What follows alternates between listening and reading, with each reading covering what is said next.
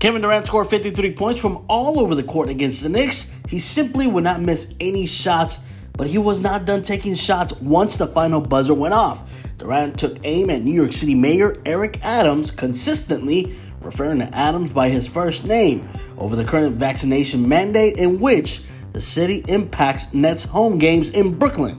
While this week, New York dropped its proof of vaccination requirement for fans to attend games at the Barclays Center or any large arena or dine indoors or enter any other businesses, it still has a mandate in place for workers in those arenas, restaurants, and etc. Those workers must be vaccinated to be in the building.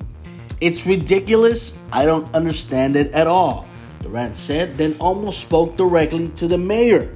Admittedly, the policy is nonsense in the case of the Nets, but it also affects more than just NBA fans. Kyrie Irving proved his point by watching the Nets from courtside and huddling with his teammates at halftime. But he's gaslighting the Nets fans by pretending like he's helpless in this entire situation. Durant's frustration is also understandable. He demonstrated how valuable Kyrie Irving is by feeding a 50-piece McNuggets to the Charlotte Hornets earlier during the week. If you remember, he scored 50 points in under 20 shots. Every member of the Nets' active roster took the vaccine months ago as part of a nationwide effort to kill the spread of COVID-19.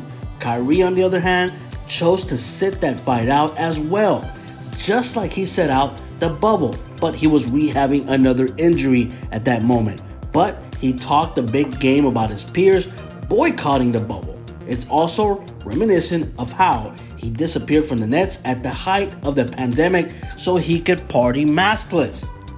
I get it. It's a shame Durant is encouraging those delusions because that tough love for Adams needs to be directed towards Kyrie. Last month, Adams pump faked the Nets by announcing plans to lift the city's public sector mask and vaccine mandate policy. Adams could lift the private sector mandate at any point now. But until then, Kyrie and Kevin Durant need to tamp down the victimization card. If the mayor believes the private sector mandate is no longer necessary, the policy will be gone. The whims of NBA All-Stars shouldn't dictate public policy. Until it's removed, the only person Durant should blame for this entire thing is Kyrie Irving for the way he's handled the situation.